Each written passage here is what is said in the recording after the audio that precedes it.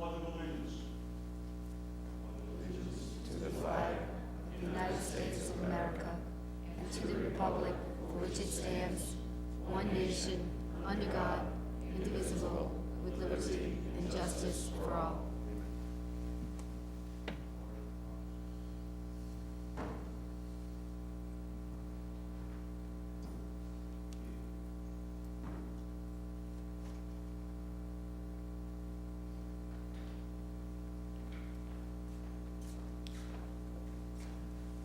Okay, you can be seated.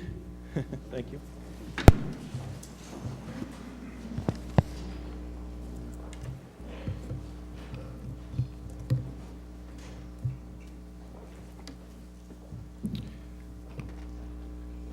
First of all, on behalf of the Narragansett Fire Department, I would like to thank all of you for allowing me, as the chief, along with current members of the Narragansett Fire Department and former members who are here this evening as well, for this opportunity to help recognize these individuals for their merits, as well as to bring them before their community and their families tonight to receive these promotions.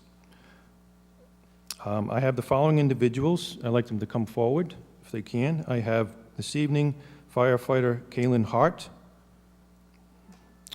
If you just want to come right up here, Kaylin. Firefighter Adam Cushman, who will be promoted to lieutenant. Lieutenant Nelson Upright, who is going to be promoted to captain.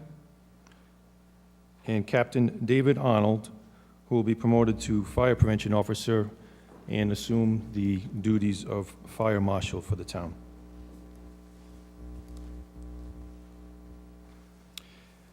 All have earned these promotions, but in particular, the officers, through their combined efforts to both competitive written as well as interview exams, as well as from many years of experience and acquired educational incentives that they have gained.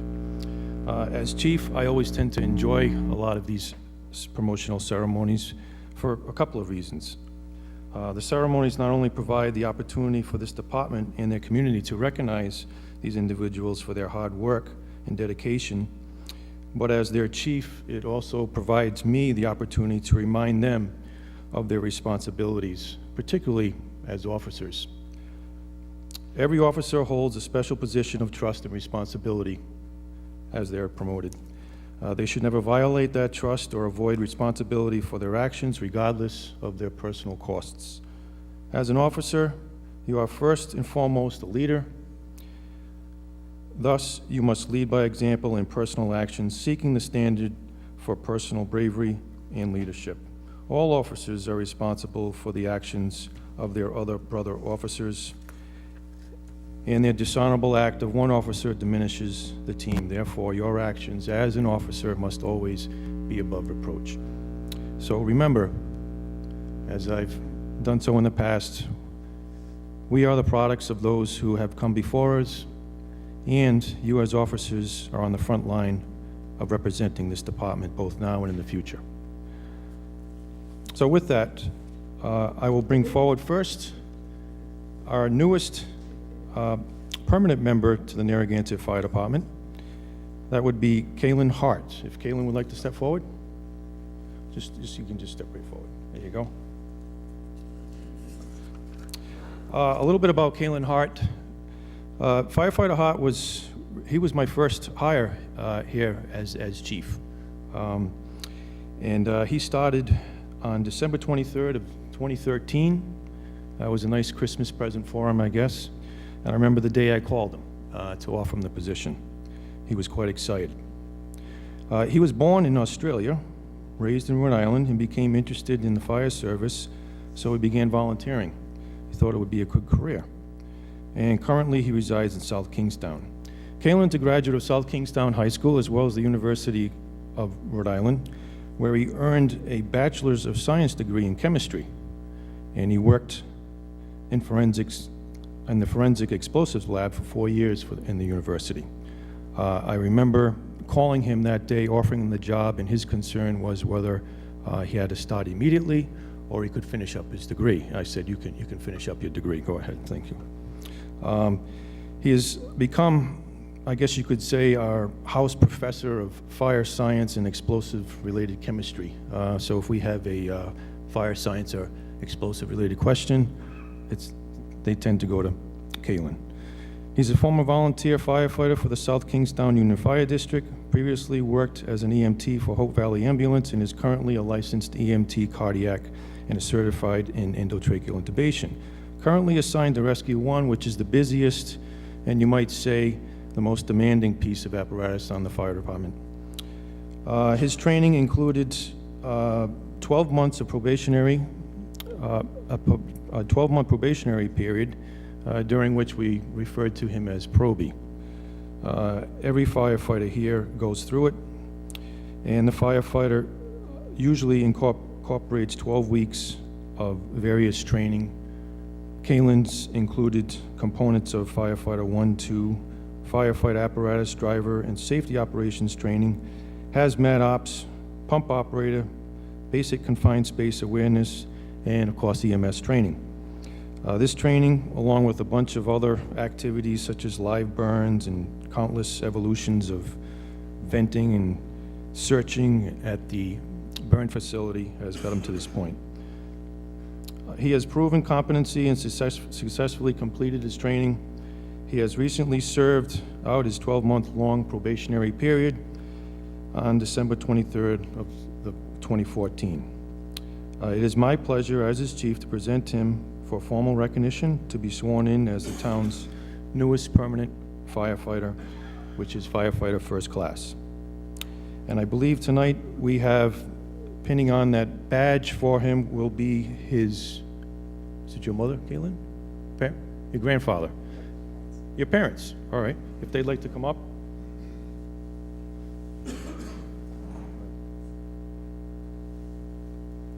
I was right, huh?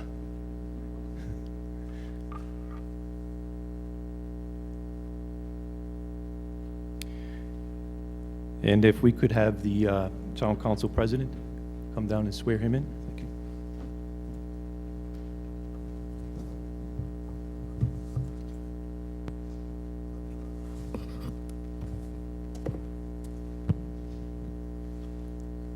I state your name. Do solemnly swear to uphold the Constitution of the United States, the general laws of the state of Rhode Island, and the charter and ordinances of the town of Narragansett, and to faithfully serve as a firefighter first class on the Narragansett Fire Department to the best of my ability, so help me God. Congratulations.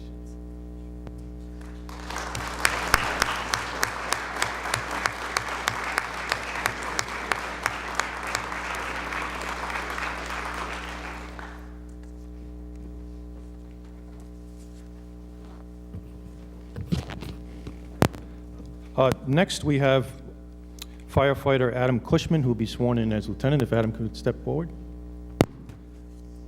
Lieutenants on this department are a tremendous asset. I've said this before. We rely on them extensively to perform many functions. They have the added responsibility of being held accountable for multiple pieces of apparatus, given the nature in which we cross-staff our pieces and our limited resources.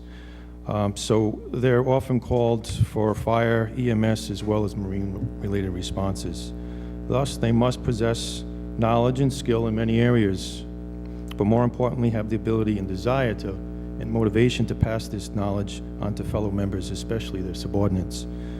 As lieutenants, they're assigned, usually in the beginning, to Rescue 1 at headquarters, and they will respond to just about anything. Fire, EMS, mutual aid calls to other communities, etc. Cross-staffing comes into play. They are responsible for Ladder 1 responses as well as Marine 1 responses. And they assist with training of daily operations, which we rely on heavily. Adam is a graduate of North Kingstown High School and the University of Rhode Island, where he earned a bachelor's degree in philosophy. Adam brings 10-plus years of experience with his new rank. He often seems constantly in motion, working in and around the station. He has NFPA Firefighter 1 and 2, Hazmat Ops, and has attended numerous fire safety and survival conferences. He is often referred to affectionately as Deacon Cush.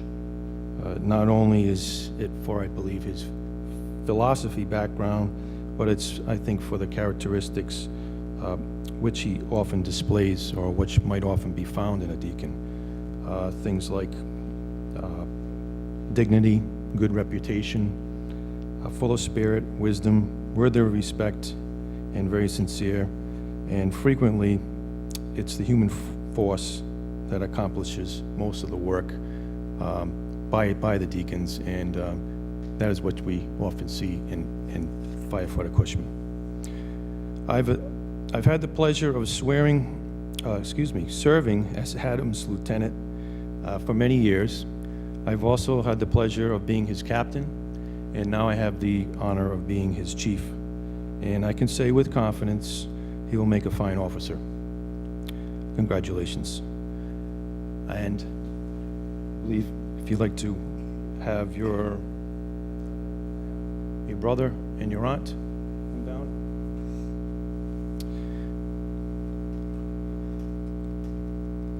Adam's brother and aunt will pin his lieutenant's badge on him.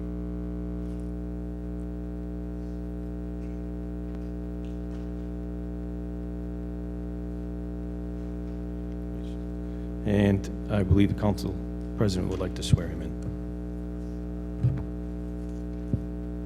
I, Adam Cushman, do solemnly swear to uphold the Constitution of the United States, the general laws of the state of Rhode Island, and the charter and ordinances of the town of Narragansett, and to faithfully serve as a lieutenant on the Narragansett Fire Department to the best of my ability. So help me God. Congratulations.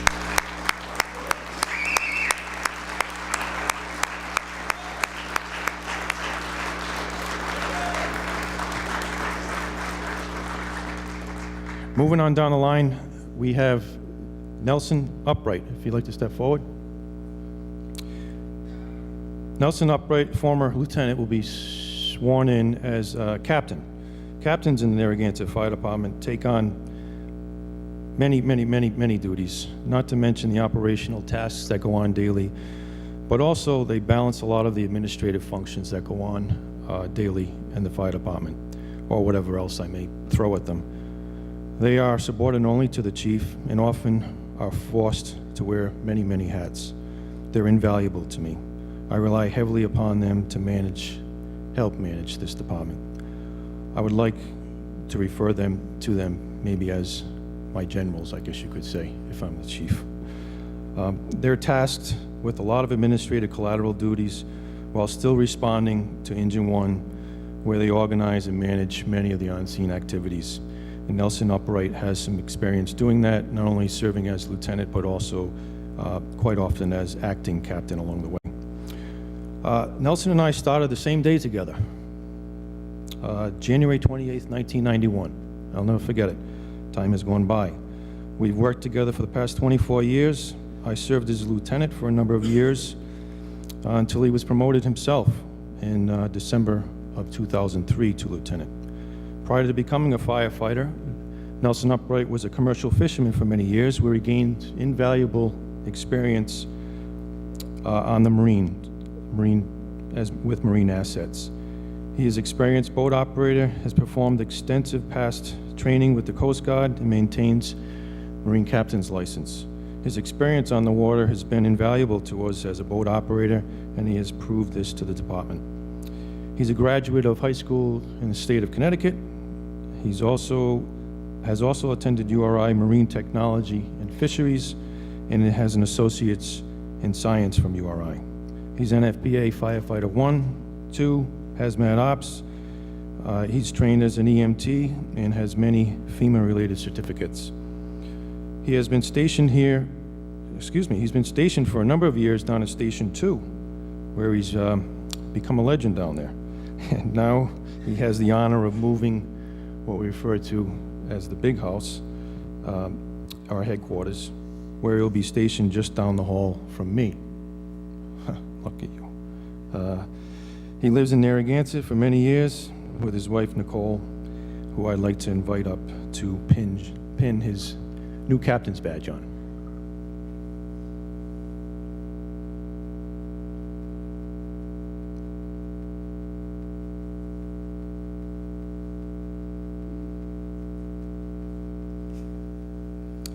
And I believe the council president would like to swear you in, Nelson.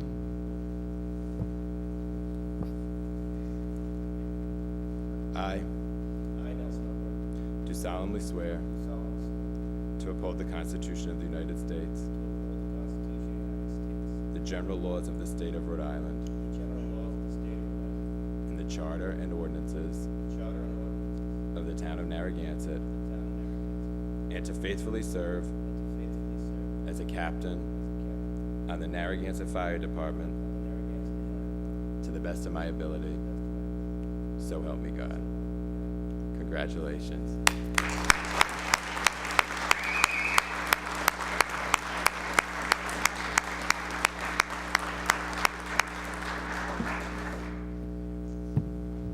And last but not least, David Arnold, would you step forward, please? The recent retirement of our former fire prevention officer and fire marshal, Captain James Given, has offered up several opportunities within the ranks, one of which happens to be for the position of fire prevention officer and fire marshal. I would like to personally thank Captain Given for his 25 years of dedicated service to this community and wish him well in his latest adventure. He did an excellent job while he was here, was well respected among his peers, and we will miss him. However, with this retirement comes opportunity for others to assume new roles and responsibilities, particularly for Captain Arnold, who will now serve as our new fire prevention officer and town fire marshal. The fire marshal's position takes on enormous responsibility. It's an administrative office of just one person responsible for the organization and administration of the fire prevention program, all fire investigations, enforcement of the Rhode Island Uniform Fire and Life Safety Code, administration of our municipal fire alarm infrastructure, and other such duties as may be assigned by yours truly. To perform this job successfully, an individual must have some knowledge of the Rhode Island Uniform Fire Life and Safety Code, Code of Ordinances pertaining to the fire department, thorough knowledge of fire behavior, fire dynamics, fire prevention techniques, strong investigative skills, and the ability to recognize and follow fire burn patterns. Through knowledge of building construction, fire alarm, sprinkler, and fire possession systems, he can help to bring all of this together. And he must also have a thorough knowledge, of course, of municipal fire alarm systems. The fire marshal conducts a review of all construction plans with regard to code compliance, smoke and carbon monoxide detector locations, fire alarm and sprinkler system plans, and performs job site inspections as required. Captain Arnold is a graduate of South Kingstown High School, Providence College, where he earned a bachelor's degree in fire science. And I remember the long hours he studied at the station on the quiet nights. And he is currently enrolled in an executive fire officers program through the National Fire Academy.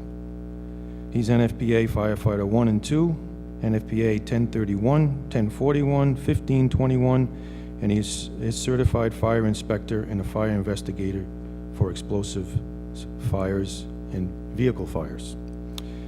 He belongs to the New England chapter of Fire Marshals and the Rhode Island Marshals Association.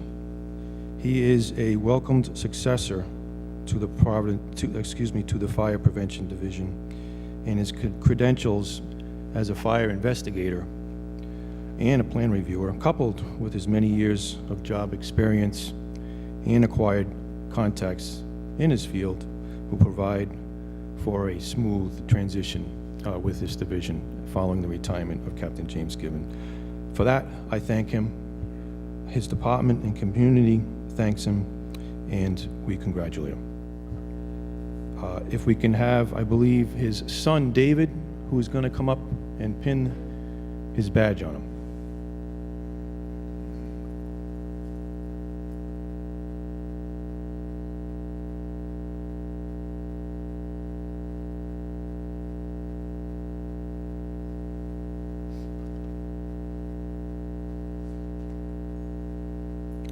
Congratulations, Cap. And if we can have the council president again, I'd like to swear you in. I do solemnly swear to uphold the Constitution of the United States, the general laws of the state of Rhode Island,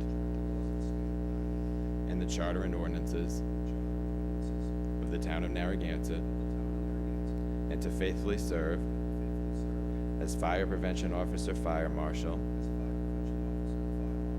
on the Narragansett Fire Department to the best of my ability. So help me God. Congratulations.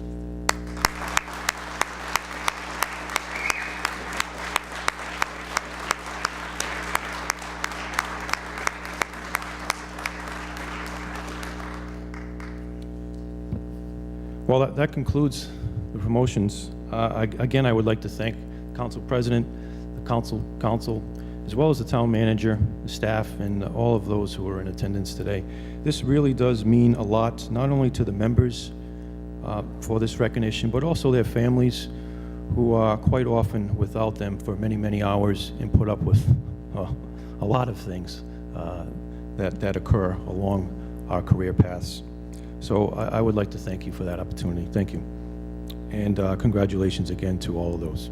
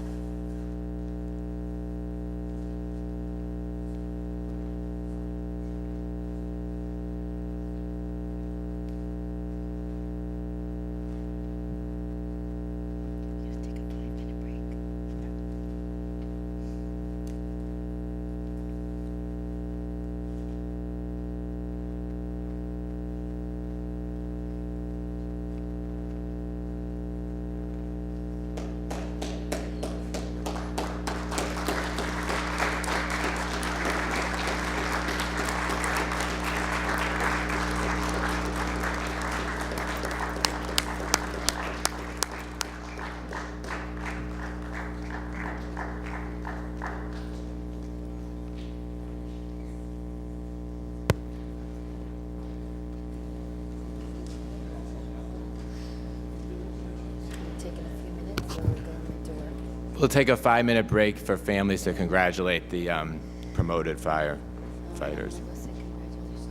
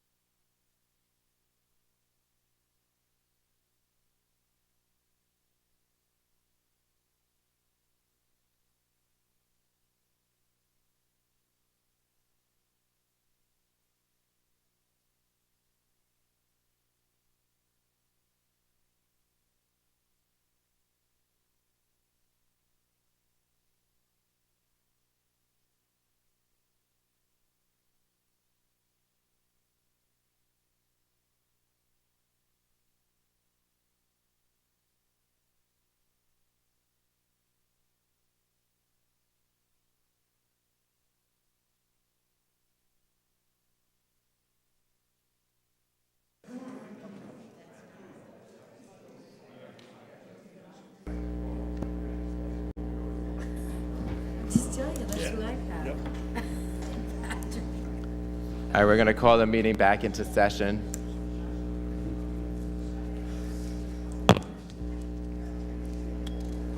Our next item is approval of the minutes of the December 15th, 2014 work session. I'll make that motion. Second. Discussion. All in favor? Aye. Aye. Motion approved 4-0. Approval of the minutes of the December 15th, 2014 regular meeting. I'll move that motion. Second. Discussion. All in favor? Aye. Aye. Motion approved 4-0. Next item will be our open forum. This is a period in the meeting where we have members of the community speak on issues related to public things facing the town or the state. Before we do that, I do want to mention that Ray Rinaldi is not with us, and on behalf of the council and community, I would like to extend condolences to his family. His father-in-law recently passed away, but I do want to note that he is not here. And also, before going forward on that, people may notice there was an item on our agenda last time about an easement request at Lot 329, Plat P. And that is not on this agenda, and the reason it's not on is because we received a letter from a representative of Dave's Marketplace. So that letter was sent to the council members, and I asked Pam to send it to our senior management team, but I want to just, as a point of information for the community, I'm just going to read the letter so everyone's aware of the situation. This is for the easement at the roller skating rink property down near 108 that was discussed at our last council meeting.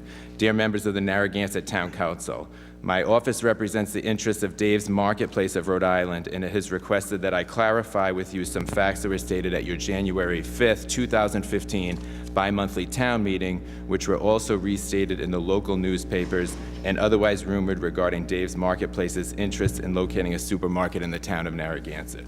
Dave's Marketplaces continually seek opportunity to expand in Rhode Island, especially in a desirable community such as Narragansett. However, as a business practice, it does not usually announce its intentions until all terms and conditions with the developer or landlord are firmly in place with a signed, sealed, and delivered document.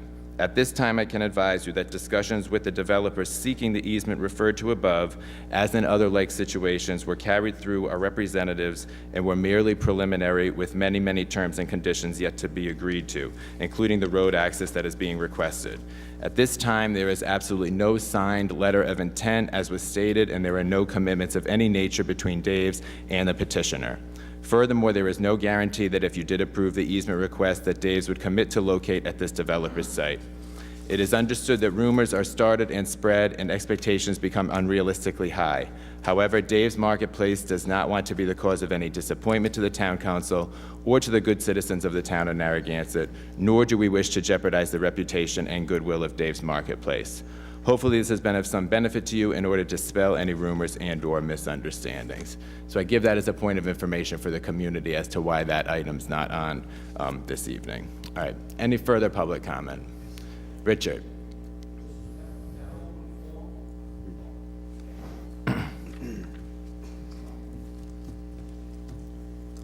My name is Richard Vangermersh, live at Osceola Avenue.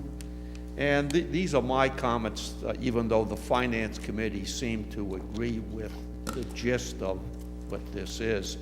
I beg you, please, no more kazoos about being out of the status. You better put my glasses on or I don't read it. Out of critical status.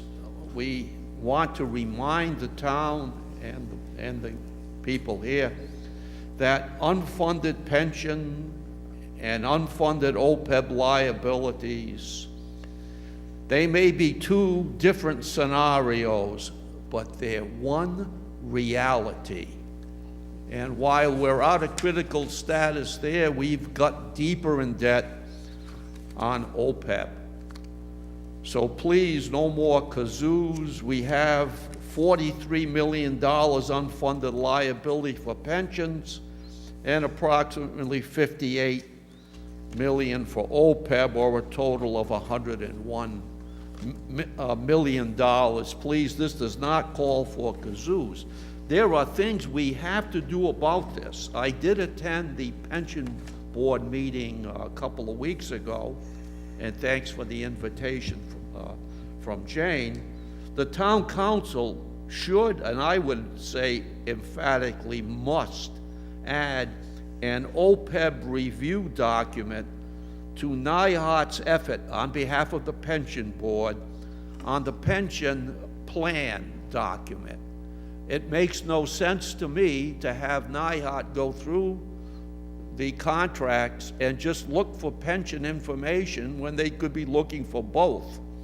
And really, it's about time we treated OPEB like pensions, and Laura has some good ideas here on it. It may be time to create an OPEB review board or add that task to the current pension board, but nobody is looking at OPEB at all. The pension board was interested, but their response is reasonably, this is in the charter. And we must get somebody interested in a $58 million debt. And I will say to you, the prior council took us 20 years to get into this problem. Will take us 20 years to get out of this problem.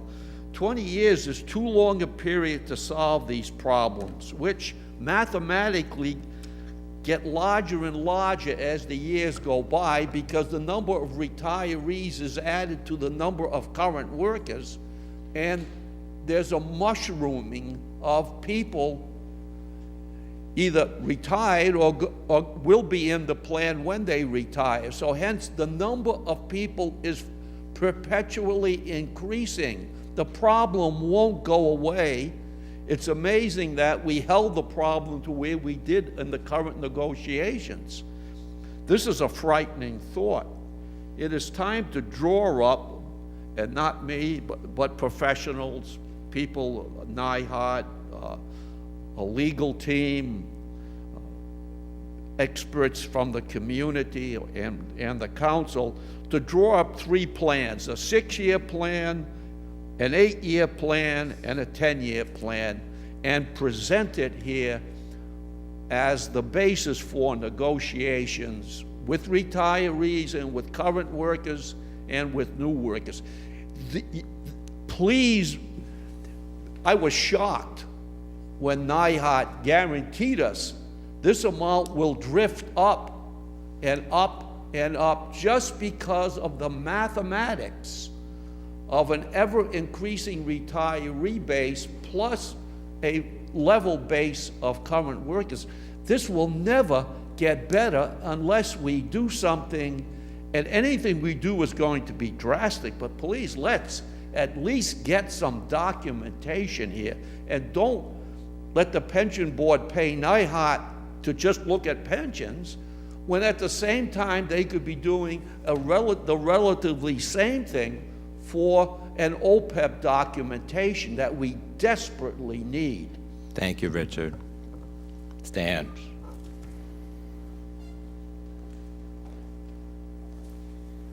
Stan Wojciechowski, Narragansett. I want to commend Councilwoman Subawano for attending the last ad hoc meeting. They weren't going to take any comments from the public, and at a subcommittee meeting that she followed through on, I happened to be there, she really kind of forced a member of the ad hoc committee to listen to the public.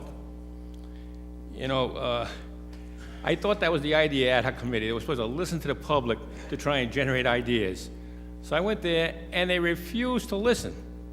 Thanks to Councilwoman Boano, I got to talk at the 3-person committee. But the other committees, I'm not so sure. And at the full committee, nobody could speak. So therefore, I have to come here and speak. Couldn't speak there? I have to say something. They wouldn't listen, okay? And you know, right now I say that was what they were assigned to do. I would like them reprimanded for not doing what they were assigned to do, is to listen to the public. We've got a problem with this ad hoc committee, and we got to change it. And some of the solutions I heard, we don't want any parking on lawns. You know, I had 5 kids, 13 grandkids. We have a party. We're going to have 10 cars out there. I can't park on a lawn on some Sunday when my kids and everybody wants to come to my house. I have maybe an aggravated neighbor who's going to turn me in because I'm parking on the lawns. And so we're going to suffer with this parking on a lawn solution to drunks giving noise out there, okay? And of course, the most recent failure, significant failure that continues to go on, of course, is rental registration. From what I hear, $229,000, almost $250,000 every year is given by the towns, by the property owners. $250,000 is giving. We have some drunk people out there, and we essentially assess that problem on somebody who's not related, most of the time, I think, $250,000 every year on rental registration. It's obviously not working, hasn't worked before, it hasn't worked for 10 years. Will we stop it? Does somebody have the backbone to stop an idea when it's failed? You know, when I did engineering, if I try something and it failed, the boss came down, I'm not gonna do that. I told him that. I'm not doing that no more. I know what I did wrong. I'm not gonna do it anymore. That way I get to keep my job, okay? And that's what I expect here. We've got a failed idea. We've got to stop the registration. That doesn't work. So we got to try some other idea. And I continually hop on the idea. We did have some uptick in the police enforcement. That seemed to work. So I think we ought to kind of move into that police enforcement a little more and definitely get rid of this rental registration where you're essentially taxing innocent people. That's what's so wrong here. Thank you. Thank you, Stan. Mr. Shields.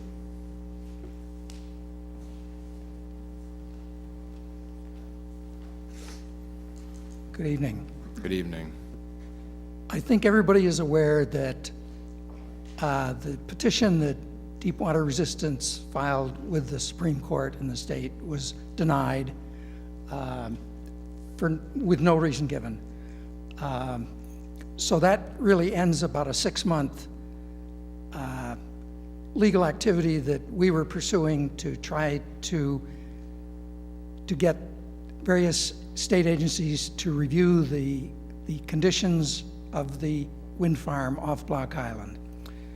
I think that's an accomplishment, at least partially, and I realize now that I never actually stood up here and thanked the last town council for taking a courageous vote to not approve the alignment that was intended to come ashore at the town beach and go directly through Sprague Park.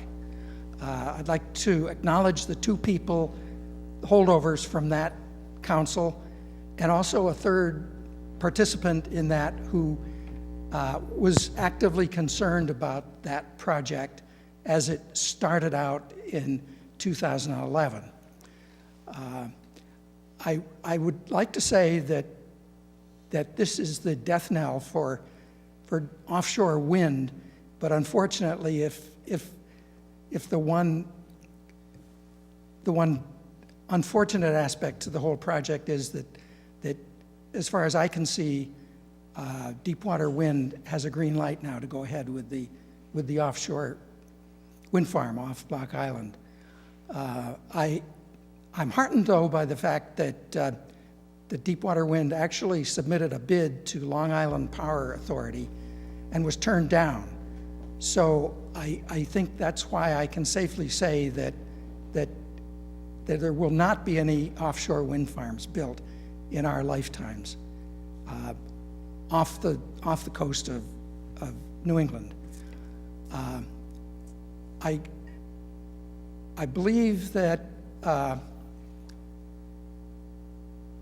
that is coupled with the fact that energy prices have been going down. The price of natural gas has been going down. The price of oil has been going down. So all of those things are leading, actually accelerating the end of wind farms off the coast. So I'll just conclude my comments with that. Thank you very much. Bob, and thank you for all your efforts and leadership on that issue. You deserve it. You really stood up for the town, and I appreciate it, so thank you. Anyone else? Karen?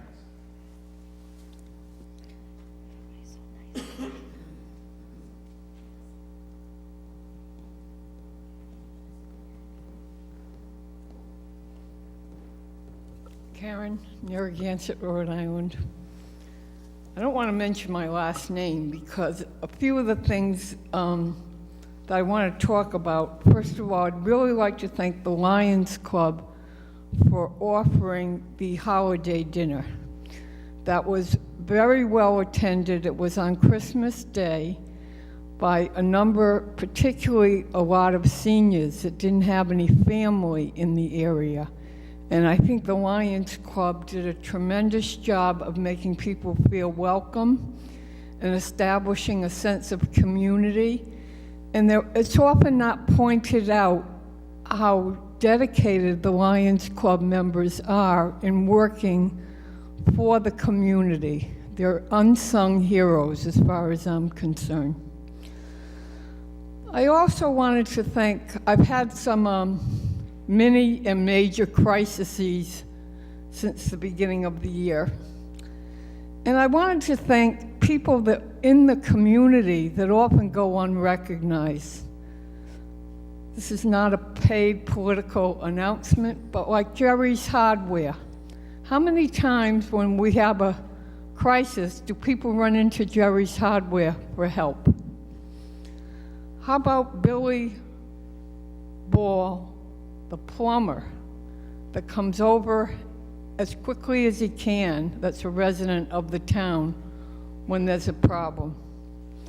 How about Narragansett Rubbish? These are all local people that serve the community in many ways and often do not get recognized. Particularly want to thank Susan Bonanno for reaching out when there are problems and really doing an awesome job of reaching out to people in the community. I, as a parent of 6 grown children, find it very frustrating that all my children are out of state. They all have jobs, their spouses all have jobs, and they all work. And this is one of the political disaster fallouts and financial fallouts of living in this town and in this state, the lack of jobs. And it's not only like the candidates can talk about bringing jobs to Rhode Island, but the here and now is a different kind of situation. Particularly concerned about a lot of seniors that live in town that don't have family. And if there is an emergency, besides calling 911, who do these people turn to? There's a lack of transportation in the town, a lack of how you get to doctor's appointments. The ride and the flex bus don't go to a lot of areas. But this is a major concern when people need help. So I don't know exactly what you can do, but I think you should be looking when you're doing the town plan and what we need in the town, focusing more on the needs of seniors. I'd like to know what percentage of the population are seniors. This is something I don't know. Do you have any idea, Pam, about? Not off the top of my head. So Karen, we the can- comprehensive plan that we're having a workshop next week, we can tie in some of your concerns around the elderly and what the community can do in that strategic plan for the town. And also having, I don't want to bring up a sore subject, but a market down in the Pier Marketplace. Just Good point. where you can get a few staples if you don't have a car or transportation or need things. You know, we have rocks, we have Stop and Shop, and then we have the Wakefield markets. But we really do need at least a small market down there. And if there's any incentives you could use to get someone to open a small market. Anyway, thank you very much. And I also want to thank the Narragansett Library, as always, for being there when people need to have a sense of community. I play Scrabble there on Sunday afternoon, and the little group that meets, 2 of their spouses passed away within a day of each other, and it just shows the impact of a small group like that and how important it is to the community to even have, Sunday hours. Do you have to sign up for the Scrabble at the library? No, and it's recreational hour on our end of the table. Okay. This other end of the table, they're more serious. Thank you, Karen. Thanks, Karen. And Pam, if there's any chance that maybe Mike, for the January 26th comp plan meeting, Mike DeLuca could get stats on the elderly, we could at least ask him. Yeah. All right. Thank you. Yes. Lisa. Hi, my name is Lisa Masters, and I'm here on behalf of Ray Kegels. He had planned on attending last evening's meeting, but due to the reschedule, was not able to come tonight. While he has sent the town council a letter on other issues, he has a letter that's going to be released in the newspapers on Thursday. And out of respect to the council, he wanted me to come here this evening to read it to you so that you would have a heads up that it is going to be published on Thursday in the papers, as well as on campus at the university. So the title of his letter is Narragansett's Golden Opportunity to Lead the Nation. The town of Narragansett is faced with the golden opportunity to lead the nation in the battle against discrimination. Comments recently cropping up in the public discussion regarding the student rental problems include the suggestion that students are not a protected class. It seems to me that this refers to the classes of people who are protected from various forms of discrimination in this country, and it is cited for the sole purpose of promoting such discrimination. As has often happened with past and current groups assembled to deal with student behavior problems, those groups have sought examples from cities and towns around the country as support for whatever political goal they seem to have in mind, and the town council is then implored to adopt these policies as legitimate. How do protected classes receive their protection? Clearly from government, and that has to start somewhere. Prior to the days when protected classes began to be recognized in this country, was it legally okay to discriminate against them? The answer is a resounding yes. Was it legally okay to discriminate against blacks, Native Americans, and homosexuals before they were granted protected class status? Yes. However, as we look back at those days before protected class status came into being, we now realize that the question of discrimination is not whether it was legal, but whether it was moral. In this context, we now turn to what is going on in Narragansett. There are those who look to other college towns for support for the punitive measures that they propose to be taken against other classes of residents and property owners of our town, specifically landlords and tenants. While they may find some precedent and legal authority for discriminating against such groups through excessive regulation, efforts to circumvent constitutional rights and disproportionate tax policy, I ask, how does this square with the acknowledged fact that 95% of students and landlords are not causing the town any problems? The critical issue now is whether our town council will consider it its moral imperative. Narragansett is on the cusp of a monumental decision. The issue is not what policies other municipalities around the country have adopted, but rather what is right for Narragansett. We have the golden opportunity to say no to any form of municipal discrimination, even if the state or federal government says it's legally okay. It is time for the town of Narragansett to abandon old punitive policies that have not worked for the most part, and which have done more to divide its citizens than any student party has ever done. Narragansett can continue on its failed path, or it can become an example of how a progressive community can bring various constituencies together to develop and adopt policies to address its problems.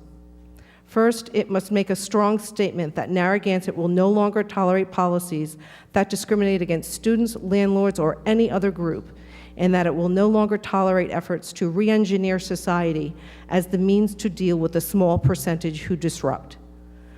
There are those who will correctly argue that with rights come responsibilities, but I say rights must be granted even in the face of some who are not responsible. There is no protected class that was ever 100% responsible before its protection against discrimination was granted. The protected class was granted legally because it was the moral thing to do. Narragansett has a unique opportunity to take a positive step forward into a brighter future by leading the pack to create more cohesive communities free of all discriminations. Thank you, and respectfully, Raymond Kegels. Thank you, Lisa. All right, we'll be moving on to our consent agenda. Are there any items that council members would like to remove from the consent agenda? Hearing none, is there a motion to approve the consent agenda? I'll move that motion. Discussion. All in favor? Aye. Motion approved, 4-0. New business. Item number 8, a motion to accept a reimbursable fiscal year 2014 state Homeland Security grant of $26,950 awarded to Narragansett by the Rhode Island Emergency Management Agency, and for the town manager to sign acceptance of said grant. I'll move that motion. Discussion. Scott, would you like to address this briefly?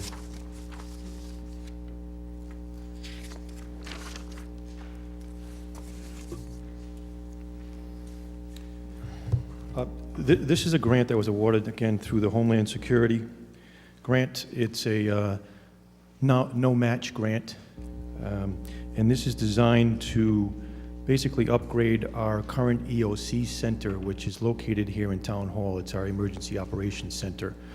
So we're looking to just supply some more monitors, some more equipment, upgrade our radio dispatching area, and essentially create a better, more workable, multitasking room that is currently the large boardroom. So Thank you. That's what this money's designed for. All right, any discussion? All in favor? Aye. Aye. Motion approved, 4-0. Item number 9, a motion to motion to discuss school bus and intersection monitoring cameras and whether the council wishes to pursue this matter. I'll move that motion. Second. All right, discussion. Dean, would you like to come up? Or Pam's going to do it? Oh, sorry, Pam. No, I'd be glad to turn it over to the chief. It was under Dean gave the blue sheet, so I Okay. wasn't sure who to go to. All right. I would say, though, that over this school year, we have received complaints continuously since the beginning of the year of cars passing the school bus on Route 108.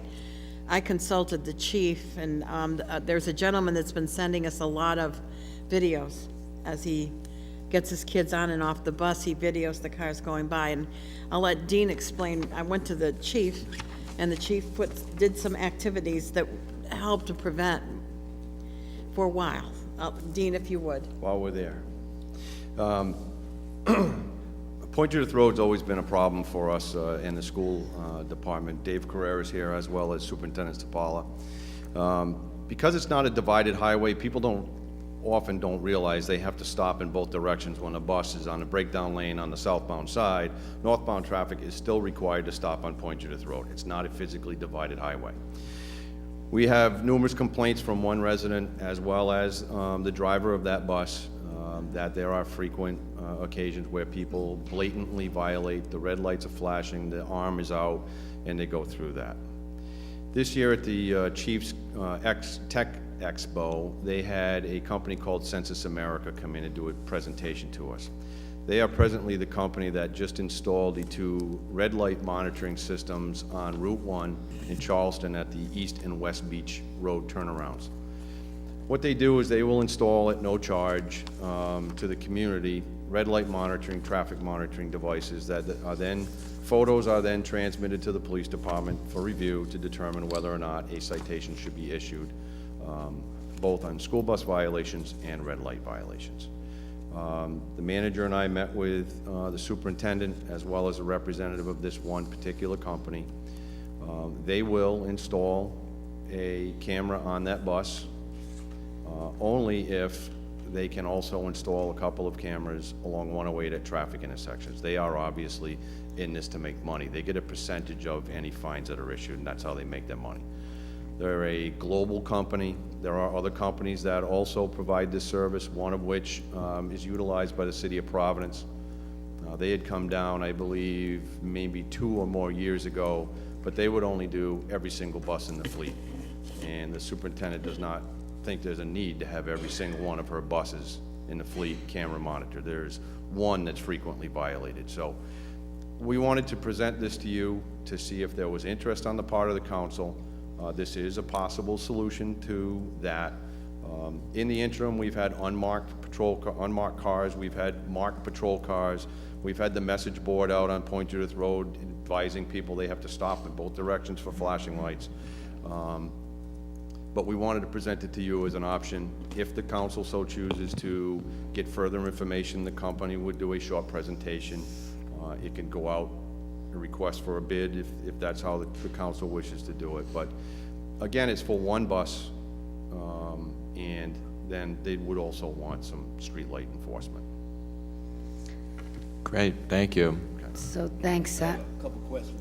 Oh, go ahead. I don't have any questions. I'm interested in learning more about it. I think I called you last summer at 108 because I could not believe how people were ignoring all different signs of between the red lights and speeding. So absolutely support. I'm actually very concerned about that area. Yeah, Knowles Way, Burnside, Terrible. Briggs Farm, and Foddering Farm are probably the worst traffic lights in town for red light violations.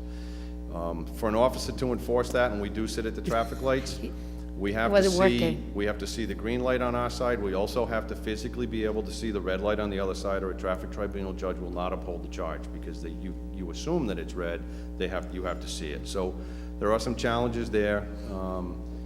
I certainly think, like they're doing in Charleston right now, there's a 2-month grace period that anyone that violates that red light is receiving a written warning.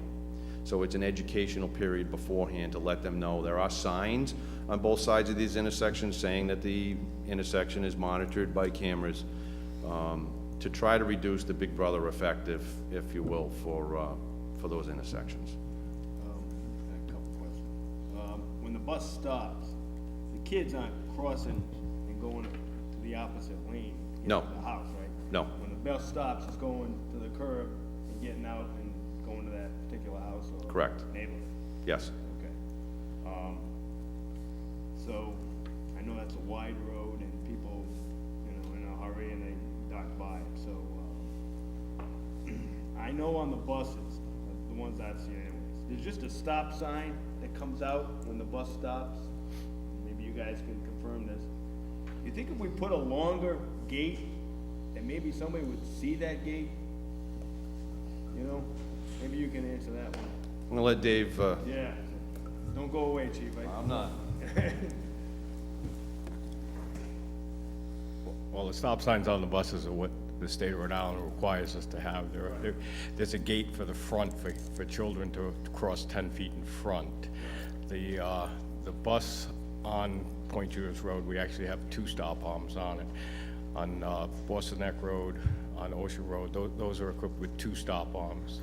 Yellow lights are on first, red lights on the top of the bus, and the red lights flashing on the stop sign itself, or the 2 stop signs. In other towns where they have a longer gate, instead of just that little. That gate is for the front of the bus, so that the children walk out it doesn't go out into the traffic lane.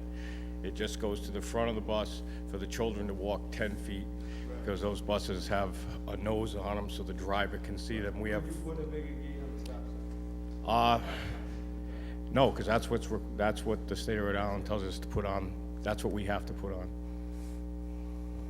And the red lights are flashing, right? The people can see the red lights. The red lights are flashing They can see on the the red stop lights. sign. Yeah. And on the top of the bus. I mean, they're just barreling through, Yeah. I just, I'm just real against putting cameras up at intersections. I'm the guy that's against the photo ID beach pass, okay? So, But I don't think we'd be doing it everywhere. We'd be doing it where we have a problem, is what we're thinking. And I think what we would do is ask probably all of you to come together with an item, Pam and the chief and Dave, that would, We could have the if the council salesperson so feels come in, like yeah, this and they is, can demonstrate to you and show you how it works like they did to Dean, Mm-hmm. Kathy Sapala, and myself. so you think that would be the first step, is just to see how it works? What do you guys think? Okay. All right. I got another question. Go ahead, What's the yeah. window in time of where that where the bus is traveling up and down 108, I mean, it's like an hour, It's probably really about a 2-hour 2 hours, window. some in the yeah. morning and then in the It- afternoon. You know, 7 to 9, and then 1:30 to, Is there any way we could just get a police car to follow it? Ride shotgun? We do that as often as we can. Yeah. We monitor it with unmarked cars. We use marked black and whites, and everyone behaves as long as you're there. Yeah. But we can't always guarantee that we have someone able to follow that bus. Right. And even with our message board up, there was no significant decrease in the number of violations even after that. They behave very well when there's a black and white following it. But Right. Well, that's understandable. And one more question, on the bus monitor, I'm not quite sure, can she go out and stick her hand up and say, stop? I mean, I don't know, I'm Yeah, not, I not- haven't been on a bus in 30 years. Yeah, not normally. Normally, the bus monitors function, and Dave, correct me please if I'm wrong, is to just make sure that no children go under the bus, there's nobody around the tires, that they make it safely to the curb. They check in front and sometimes to the rear of the bus, and then they get back on, re-embark on the bus, and then go to the next stop. I don't know if we'd want them going out, it's particularly on Point Judith Road because of the speeds. But the kids don't go out on the road anyways, they're curbside, and then they head into that Curbside. neighborhood. Yes. Yeah, so, Yep. all right, thank you. Okay. Chris, you have any? Yeah, just, what's the quantity of, I know you have numerous complaints, but maybe Pam, I don't think that come up, Chief, I'm sorry. What are numerous complaints? 2, 3, 10, 20, 50? To me, it's been one person who has videotaped, and he sent them probably once a week since school began. So how many people, how many have you seen? And last year also, at the end of the year. How many has he videotaped? you think? It's like a parade. Oh, really? I can send them to you. It's shameful. Now, It's shameful. There's 2 issues here. Now, the chief mentioned that there's the cameras on the actual school buses, and there's a red light issue. Yes. So in order for these guys, they want to come in and do some ticket mining. So we don't get the camera unless we give them permission to put surveillance cameras at 4 different stop signs. Yes. Monitoring that whole stretch. Yes. So no cameras, no camera sort of thing. But since the ad hoc committee has started studying the student problems, it's a reoccurring complaint. The citizens in the south end of town feel the students use, you've heard it, Route 108 is a speedway. We need to implement some more control. That's why we brought it to you. And hopefully you could see your way to maybe seeing another session on this. Yeah, I think you swerved into my next question. Okay. And that is, by observation ticket or what otherwise, who's doing this? I mean, is it students on the way rush to make an 8 o'clock class, or is it? You know, I couldn't tell you. I'm not sure that Chief Hoxie could tell you who the drivers of the car are either. Have you noticed any particular? He says it's everybody. So we have a real problem on the Point Judith Road area. do. Has that been mounting over the years at a steady pace, and now it's just sort of getting like out of control type of thing? Well, as Susan Cicilline Bonanno said, she has brought it up herself a couple of times from the dais, that the speeding, and she's also, I've heard her speaking to the chief a few times, because when you go to church, you really notice how bad it is on Route 108. It's a frequent complaint from the ad hoc committee and from the people that live down in that neighborhood in the south. It's not, they feel there should be more enforcement. I agree with the road. I mean, I'm very hesitant to ride my motorcycle down there. It just gets out of hand sometimes. But I think maybe I'm just getting a little bit too cynical on the surveillance cameras at the stop signs. I think that's a legitimate concern that the council might want to address. But I'm willing to sit down with the company and chat with them about it. Maybe he could alleviate some of our concerns. Sounds like you have some. Yeah, I don't. You guys don't have anybody. I don't want any cameras at any intersections, That's Well, not, there's 2 different things, right? We'd have like bus camera and then maybe the Right. stop sign camera. Yeah, but So they maybe won't we do could- one without the other. but we can still have the discussion, I mean. Yeah, I don't mind talking about it further, that's all. Yeah. Is there any, I'm pretty Pam, liberal, but I like the camera thing. I think it's really effective. Pam, is there any way, there's another crazy suggestion from Murray. Is there any way our IT guy can rig up a camera on the bus? You know, that's a state road, and I believe, am I right, Chief Hoxie, that company has already, because they are doing it for the town of Charlestown, I do Right. believe they have to satisfy the state traffic. Would I be right in saying the traffic tribunal? Yeah. So no, the answer is no, because it has to be certified by the state also. Yep.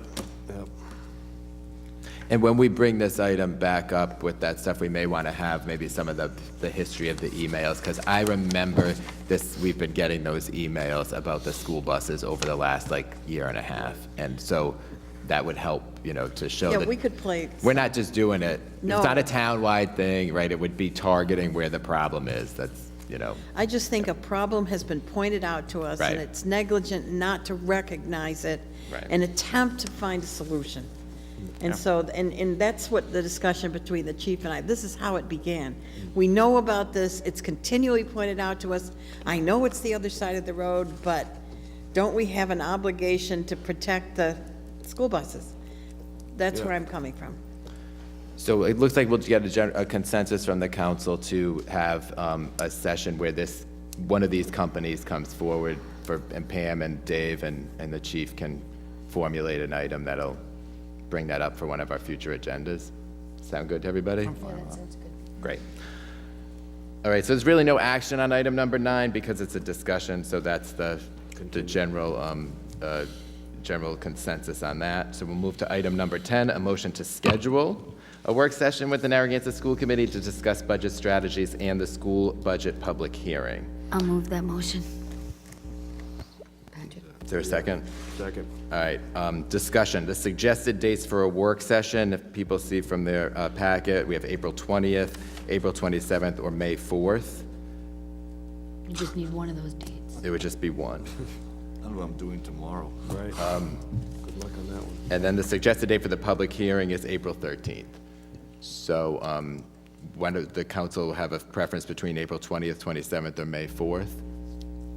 So the 20th is school vacation week, so maybe not that one. Okay, so Maybe the 27th? want to make it April 27th for the work session? Sure. What time would that be? 6:30? 6:30? April 27th at 6:30. Where's Kathy? All right. And then suggested date for the public hearing, April 13th, 2015. What day is that? 13th. Yeah, what is that, Terry? What date is that? Is it a Monday? It's a Monday, right? Is it an off Monday? Oh, okay, thank you, Kathy. Okay, great. So All it's right, an so off- April 13th at 6:30. 6:30. All right. So I'll make the Any motion for the discussion? Oh, go ahead. two workshops for April 27th at 6:30, and then the public hearing for April 13th at 6:30. Is that at 6:30 for the public hearing too? Yeah? Sure. Okay. We can make it at 7:30. Yes, Pam? So should it be 7:30? Pam, do you have something? No, the town clerk, Terry, just mentioned to me that there's on the 13th, we combine the school budget and what, Terry? That's the public hearing on the school budget. The public hearing on the school budget is April 13th. What could we just combine it with? Terry?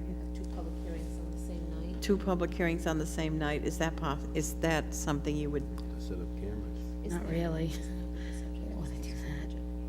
yes? I think that would be a lot, wouldn't it? Okay. I think April 27th works, but I think the 13th, if we already have something on, I think that's going to be a lot. I don't know. What do you guys think? Yeah. Kathy, do you want to come forward and propose a schedule? Because basically, we need to know what the input is and then what's coming out of it, and it's, what people want We here. agreed on the 27th of April for the workshop. It's the public hearing we're I would struggling with. start with, when's our presentation? That's your first, it's most important to set that date. So that April 13th date, which is the proposed hearing of our school budget. For the last several years, that has been on an off night. That's important to the school committee, that you not have other business that evening, and that we just have the school budget. I know I've also heard your town fiscal director say that you need a first reading of your budget as well, and I thought you had that planned on the 13th. And that can work. We present, and you hear your first reading of your budget on the 13th. On a non-town council night, it's usually at 7:30. Then we meet at your pleasure a week or two after that, after you've heard your entire budget, and you and the school committee are able to kind of go back and forth and see what you can support. So Kathy, So we like the 27th unless it's a problem for something else. so the public hearing is April 13th at 7:30, and then the workshop would be April 27th at 6:30. Yes, Okay. that's perfectly So all I'll right make with that us. motion, yeah, so that one comes first at 7:30. Okay. All right, second on that? Second. All right, any further discussion? All in favor? Aye. Aye. If there's a problem with scheduling when we look afterwards, we'll fix that. I think that was a little clumsy, so we'll come back if there's a problem. All right, item number 11, a motion to appoint a town council liaison and an alternate to the school building committee. I'll move that motion. Second. Who would you, How about Susan? Would you like to be the liaison? I'd be happy to do that. Okay, and I think Ray's on board to be the alternate. so that's the motion That's the motion. for the appointments. Is there a second? I'll second that. All right, any discussion? All right, so these are simply the people that are going to be representing the town council at the school building committee. That's a good rate that he had to defend. All in favor? Aye. Aye. Opposed? Motion approved, 4-0. Item number 12, a motion to schedule a work session to interview individuals to appoint to the school building committee. I'll move that motion for discussion. Is there a second? All right.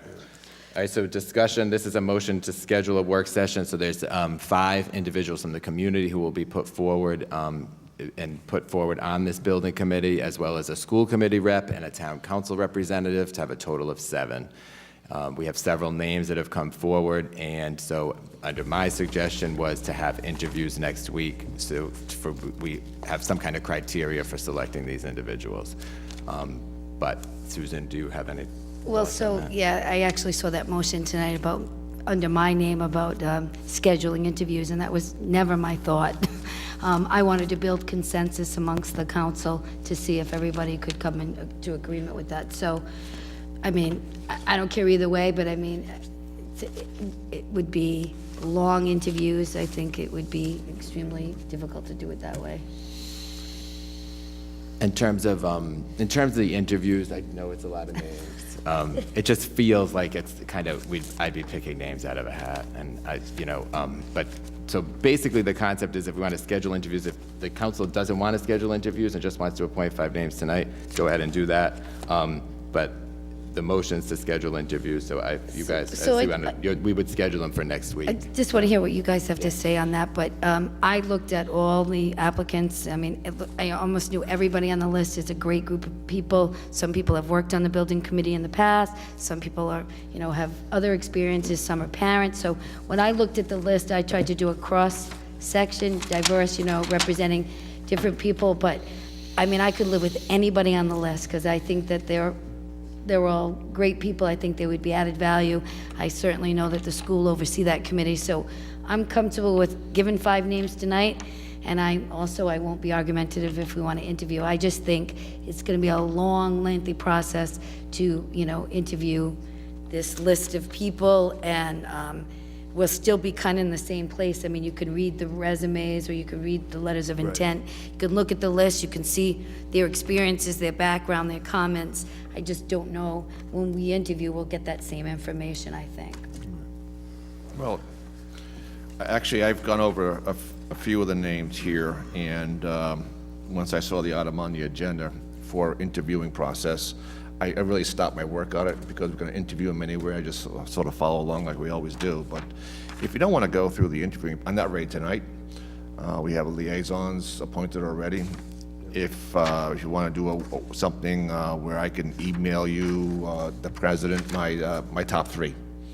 And Susan does it, and Ray does it, everybody else does it. If you want to do it that way. I think under open meetings, what we want to do is just, if we don't want to schedule, I think we just appoint them tonight. I mean, it's one of two choices. It's kind of, I put it on as an interview thing for discussion. Well, so. I think we should continue it, because Ray's not here.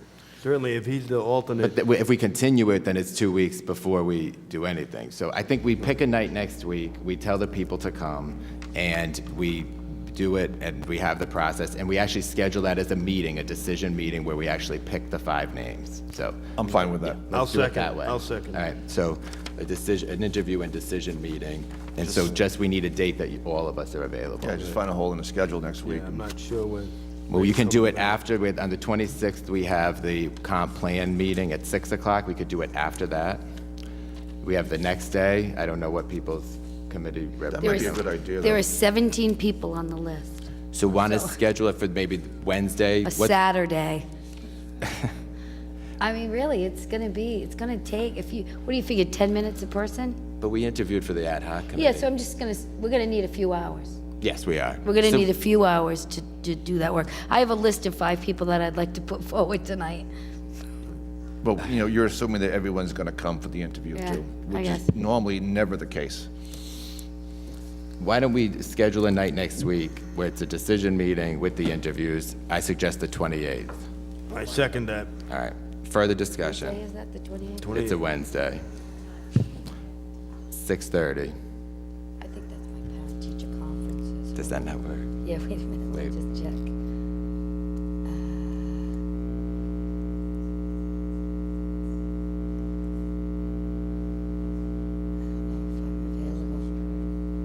I know he's here, buzzing. Okay, I think I'm good. I think I'm the 28th. All right, all in favor? Aye. Aye. Opposed? Motion Aye. approved, 4-0 for April 28th That at was a 6:30 reluctant aye, PM. I wasn't sure. Item number 13, the motion to approve a contract amendment with Weston and Sampson Incorporated for additional professional environmental remediation services at the DPW facility in the amount of $15,000. I'll move that motion. Is there a second? Second. Discussion? Yeah, I just had one question for Mike. Go ahead. Okay. Mike, I'm on board with this, but how are we making out with the fueling station? Has that been finalized? Yes, I got an email back yesterday from Weston and Sampson on the fuel tank remediation, and we should have the final report either by Friday or Monday. Right, okay. Did they say anything, it was compromised or anything? I haven't seen the final report, so I'm not Okay. exactly sure. All right, that's something we gotta keep an eye on. Maybe you wanna explain a little bit about that and give these guys a heads up on that fueling station? Sure. Right now, at the DPW, at the fuel system, on the 2 10,000-gallon tanks, we have a minor breach in one of the containment tanks. So we had to have tank testing done. It shows that we probably have less than a 5-year expectancy left on the tanks, and that it's short-term remediation is in the realm of $230,000. Right. Long-term remediation anywhere between the 200 to 300, 400,000 to replace tanks completely. Right. Is there any way we can get a temporary, like a tank? I'm not exactly sure. That would be probably in the final report as to whether we'd be able to put temporary setups while Right. some sort of remediation is done, or if we have to shut the system down completely Right. while it's done. Maybe ditch one of the fuels and just go with, I don't know, but, I don't know, that certainly needs to be addressed. Absolutely. It's an environmental disaster waiting to happen. All right, on this particular motion, I'll second it. all in favor? Yeah, aye. Aye. Yeah. All opposed? Aye. Motion approved, 4-0. Thanks, Mike. Item number 14, A motion to approve the proposal for professional engineering services related to the design study report and work plan Phase 2 of the road improvement project with Beta Group Incorporated in the total amount of $336,000 and $800. I'll move that motion. Is there a second? All right, discussion. This is the next phase of the roads bond. I was trying to tell you to stay up, Mike. If you want to just give us a brief summary of where the bond is in its phases and some highlights on this. This is phase 2 of the road reconstruction program. This is part of the already allocated 4.1 million. This 336,000 is the designs for the 33 roads in phase 2, and the surveying is currently underway. You've already approved all of that work, which is currently being done. As soon as that work's complete, and this agenda item's passed, Beta will get going on the design of each of the roads for construction, and then we'll come back to you with The work itself. the construction work, some of the construction work So itself. that work would be done in the summer, and this all falls under Yeah, Phase 2. primarily what's gonna happen is we're gonna be finishing up Phase 1B this coming spring. And a lot of this work, some of the roads may need CRMC permitting, some may not. So the ones that don't need permitting right off the bat, we'll be able to start construction either midsummer or early fall. And the ones that do need permitting, that's more of a structured thing. It takes longer to get those permits, so those roads may be fall or spring 2016. So, Mike, if we have any say, wouldn't it be better to do it in the fall? I mean, with the summer traffic, I mean, it's, anytime there's repairs in the summer, it seems. Some are tucked away, Right. though, if you look at the list. Yeah, I see the But list. some of the some of the roads are easy enough that they might be able to get in, get out, and it won't be very disruptive. Just keep that in mind, Right, right? we're not gonna do a South Pear Road in the middle of the summer. Yeah, because we would be unhappy about Yeah. that. Right, so. So you that- anticipate Phase 2 will probably stretch this whole calendar year? Absolutely. Yeah, okay. Absolutely. And Now- I have copies, they were too big, if anyone wants a copy of the work plan, I have copies. So. I did. Now, Mike, this that this the- $340,000, just soft costs, right? Just engineering. This is all the engineering the costs. permitting and Yes. everything else. Yes. And then the last council voted to approve 221 grand for the last phase, so we're up to $500,000 that doesn't include a shovel in the ground. That's just engineering, studies, That's permitting, engineering and regulation. permitting costs, survey work. Yep. This is craziness, isn't it? I mean, really. Used to be the old days, you want to replace the road, you dig it up and you replace it. I mean, I understand it's necessary now, but these soft costs are up to $500,000 and we haven't done the work yet. A lot of the issues is with the water quality and the permitting with CRMC and the drainage infrastructure. But I was reading through these figures, are they contractual obligations as to the dollar amount, or are they sort of negotiable thing that you have some authority over? Or? I mean, I would say, you want 300 grand, I'll give you 150, and you. Yeah, I'm not sure about that. These are all the costs that Beta have come up with, their staff and oversight and permitting and maybe Jeff could answer it better than I could. No, I don't want to bother, just. But these were anticipated in the budget for the $17 million road bond. That was passed, was that 4 years ago that was passed? Yeah. So, right, I mean, there was a roads committee that went through that whole process prior to when I was serving on the council. And I know people who were members of that committee and helped you out, and when, you were integral in that process, so. It's just, I always find the figure astronomical for basically just shuffling paper and doing the paperwork, basically it is. Again, getting cynical. All right, any further discussion? Any further questions? All right, all in favor? Aye. Aye. Aye. All opposed? Motion approved, 4-0. Thank you, Mike. Item number 15 is a motion to allow for the replacement for a vacancy created by Wrong business, retirement. man. In the police department, the replacement for a vacancy created by retirement, and the fire department, and the replacement for a clerk in the building official's office. I'll move that motion. I'll second that motion. All right, discussion, so each of those three well, or unless you want to handle it, Pam, it's coming I from do you. have, Yeah. all of the departments' heads are here tonight to answer any questions you have. We have the chief of police, the chief of fire, and the building inspector, Tony Santilli, is also here. The police is due to the retirement of a sergeant that has served for 20 years.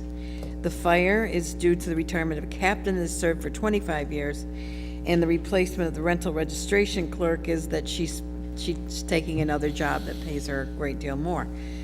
These are, obviously, I recommend that you do fill these vacancies. The rental registration clerk is paid for out of the rental registration money.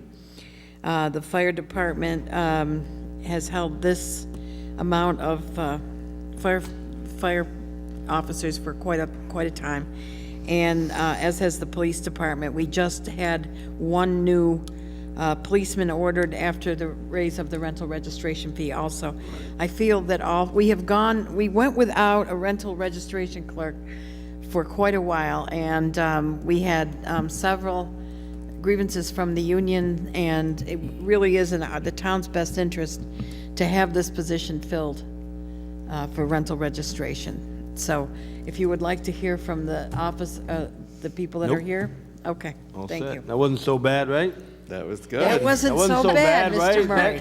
Now, We're not pulling teeth here, That depends on how you vote. you know? We're working toward compromises. It could have happened yesterday, no? Stan, everything's going so swimmingly, really? Go ahead. So you're telling me we don't need that rental registration clerk now? Is that what you're saying? That's what I want to hear, you know? We must be pursuing getting rid of this registration fiasco, of course. Therefore, now, I don't know what the pension benefits are. What kind of benefits are we talking? Is there a $3 billion pension? Stan, we've heard you on that, but as you know, I know. those costs are paying for the Yeah, extra well- police enforcement that we have decided we need in Eastwood Look, so. I know, but we got that $250,000 allowed for registration, which is not supposed to be there.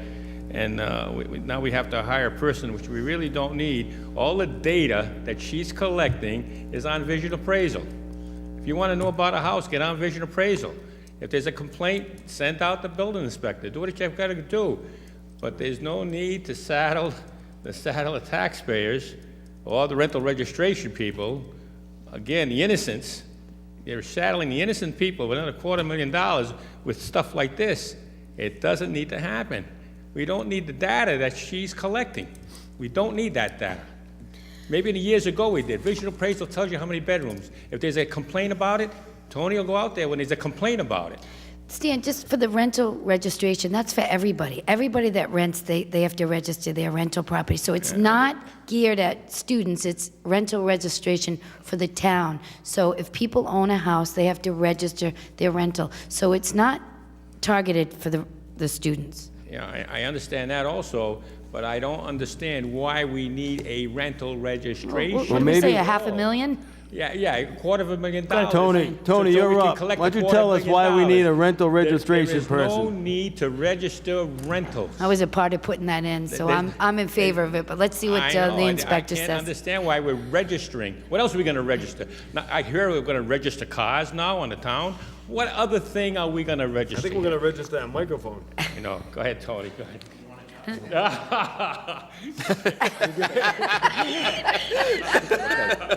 All right, as, I'm gonna answer your question here. as the town manager stated, the rental registration clerk is vacating the position as of January 23rd, 2015.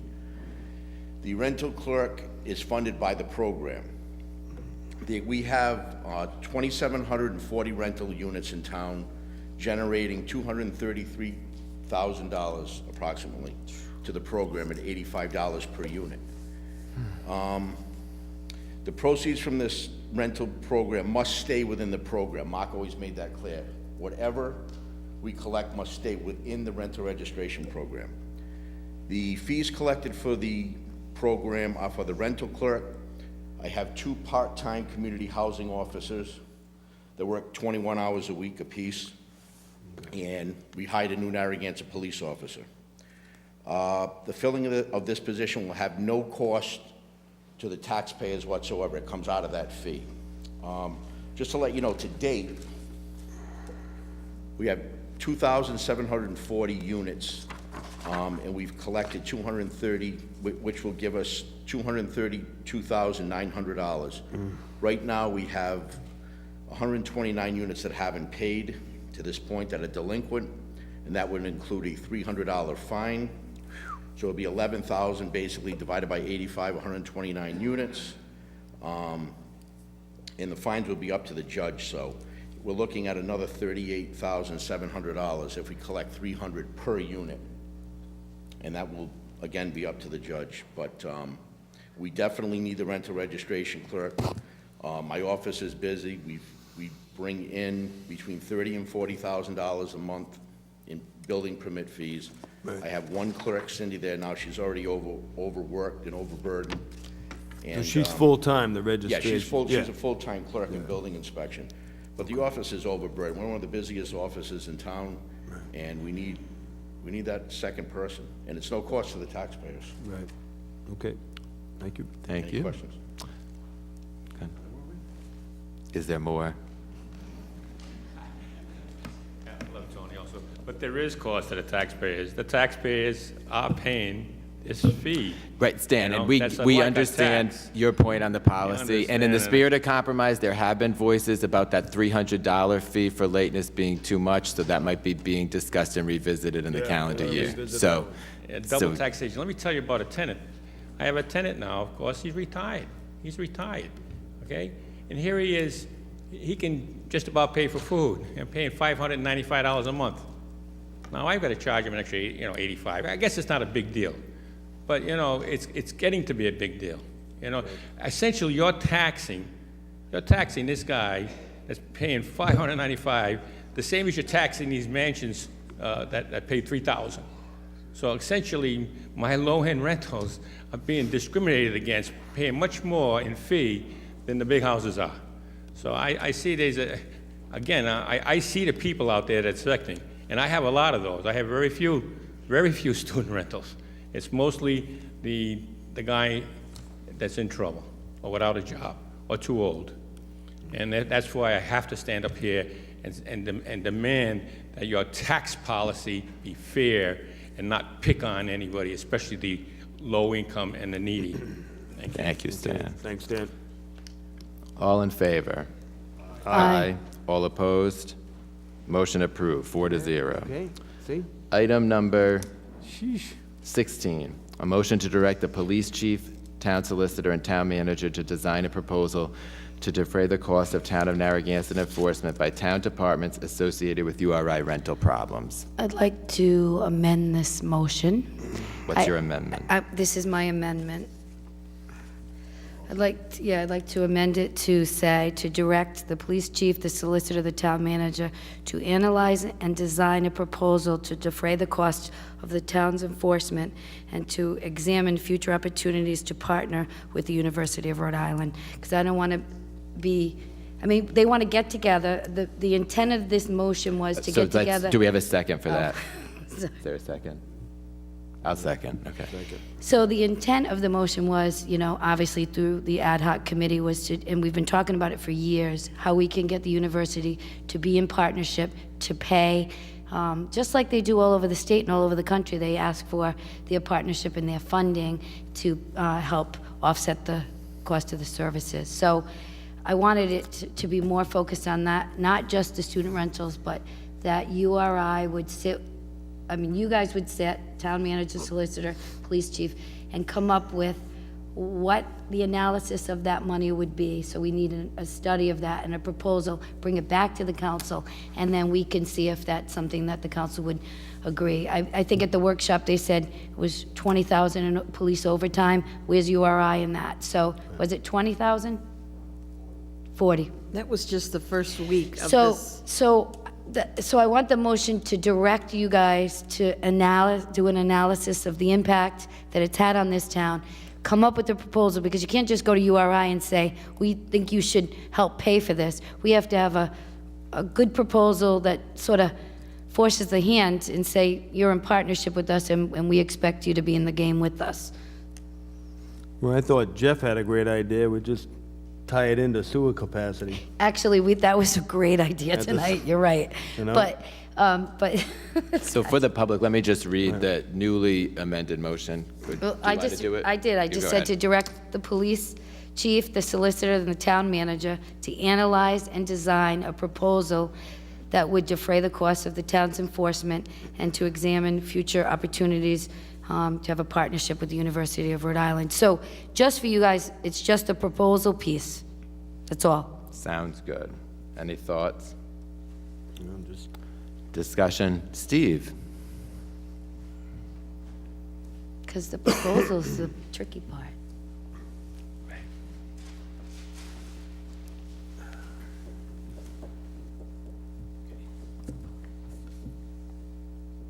Thank you, council members. I think it's a good idea to, kind of go down this road and try to see if we can get some other funds available, but, I just don't want the focus to be just money-related.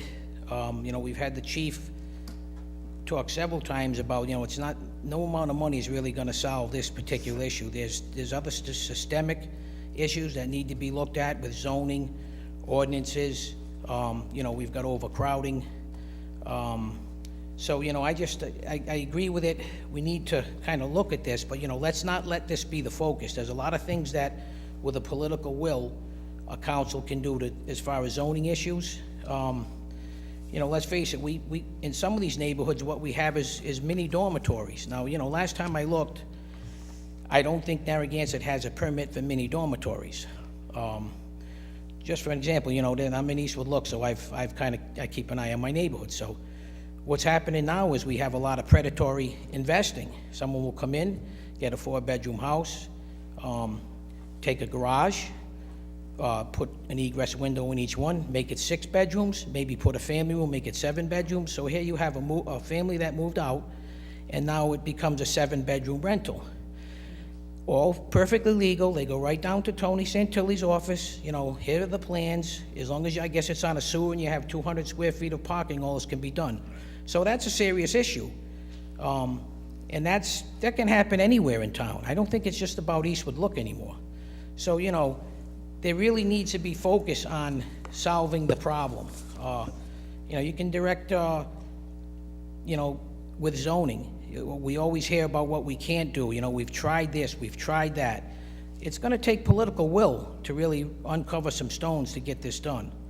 So I think there's a lot of issues we have in our own zoning ordinance that can be looked at to try to change it. We have people that are actually, we've done research, we have people a lot of people are buying property in Narragansett, getting mortgages, called a second home rider, signing mortgages, saying they're not going to rent the house. The next day, the for rent signs on there. There's a lot of undercurrent things that are happening in this town that really need to be looked at. And I admire you for looking into this, but let's not make this the focus, because, now we have to develop another committee, hire staff. For how much money are we going to get? Are we going to ask them for $50,000? No, that's within, that's within. No, I understand that. I just want to make sure that, the councilors understand there's other issues that need to be looked at in this town. And I don't know, Tony, you probably have the statistics of how many extra bedrooms are added in one neighborhood in the last 2 years. I mean, you see it, they parade into your office, and this is what happens. Now, do we ask ourselves, is this what we want for our town? Do we want this to happen in our town? It can happen in any councilor's neighborhood now. It's happening in mine. It's happening in Bridge Farms. It's happening in Village of Point Judith. So what I would say is just keep the focus where it needs to be on solving the issue and all these other things in town that really can be of help. It's going to take a lot of political will, but it's not impossible. Thank you, Steve. Thanks. All right. Thanks, Steve. Thank you. If there's no one else, all in favor? Aye. Aye. All opposed, motion approved, 4-0. Item number 17, a motion to approve a moratorium on bonded indebtedness for a period of 10 years unless monetary gain, public safety, or major storm damage deems it necessary, which will expire at 2359 hours on February 1st, 2025. Okay, I'd like to move that one. Is there a second? I'll move it for discussion. Let's do it. Patrick, we agreed a lot tonight, but this I can't Right. agree with. So it's your motion. Tell us about it, because Well- 10 years is a long time. Right, okay, well, I see the library trust is here tonight in force, and I can understand their concerns. And I wish this item was number one, so you didn't have to sit here all night. But I'm on the finance committee. Our combined obligations to employees is $10 million per year. Basically, this is an attempt to stop spending money, stop making promises. You know, I don't want to raise property taxes. We got a struggling middle class. I don't care what economists say, but we have families out there who are struggling because they bought their house, they paid $300 for it, it's probably worth $225. They can't refinance. Every month is a struggle for many families in Narragansett. 1 in 5 in Narragansett, according to the town master plan, live below the poverty level. We have to stop spending money, fully fund our obligations to our employees as far as practical, and stop making promises we can't keep. Thank you. Thank you. Further discussion? Richard?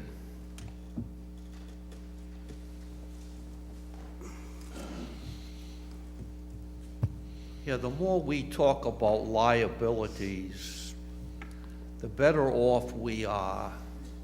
I was amazed that taxpayers were surprised, maybe even incensed, that our interest expense went up. Well, there is a correlation between increasing long-term debt and increasing interest expense. It's like, to me, a rather easy thing.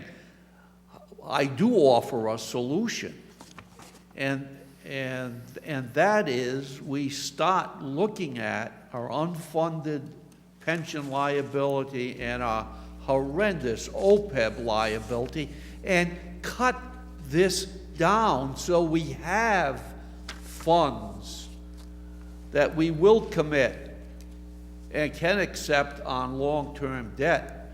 We've just got to get off the ball, get on the ball here, and maybe start tightening up our very, very, very loose past management practices on pensions, and the worst of all is OPEB.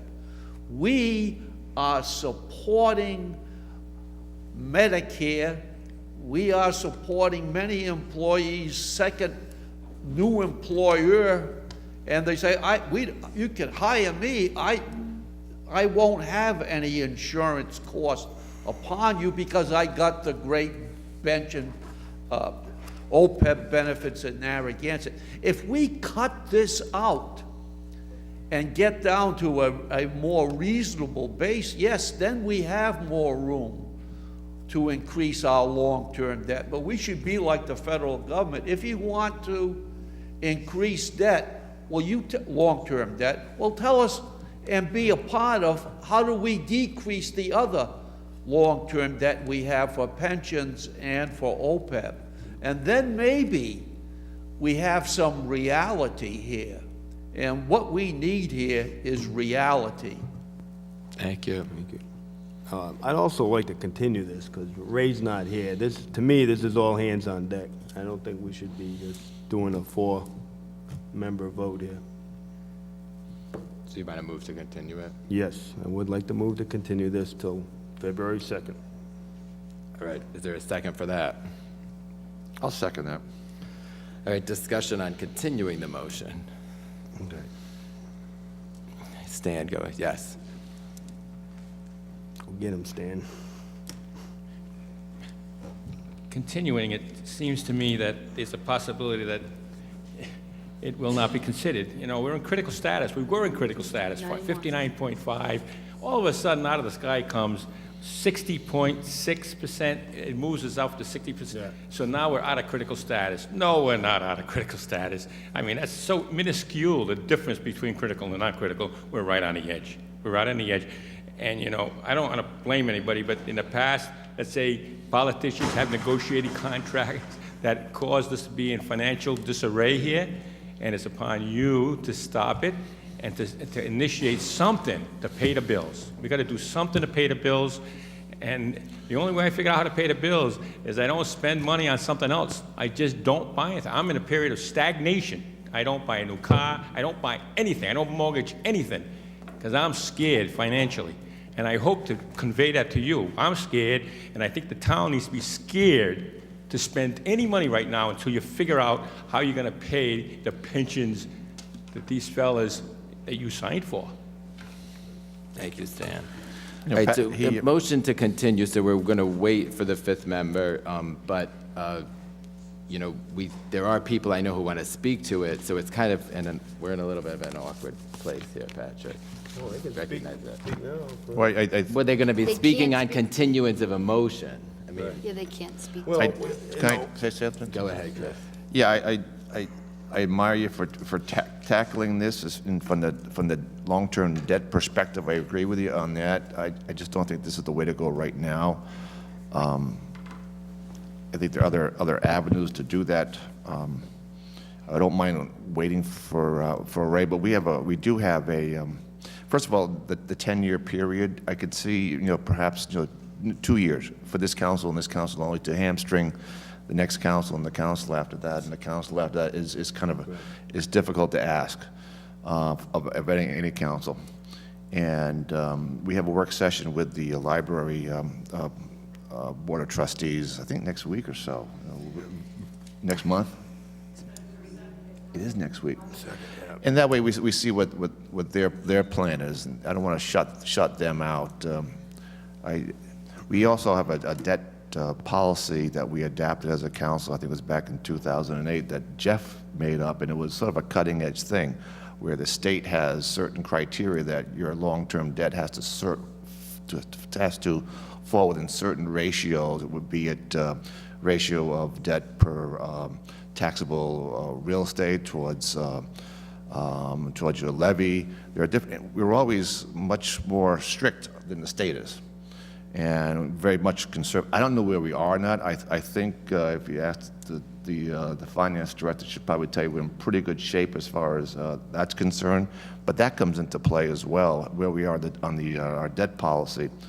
Like I said, I understand where you're coming from. I don't think the savings are in, especially like the library. It's a funny thing. We passed the last council put on the docket for the high school center over there, but at 4:30 in the afternoon and on a December when it's cold, you're not going to be using that track or that football field. You'll be going to the library and drinking a cup of coffee and enjoying the warmth and some camaraderie, opening up a newspaper and getting online. I mean, the library is more of an activity center for the whole community. It's open to everyone, young, old, in between.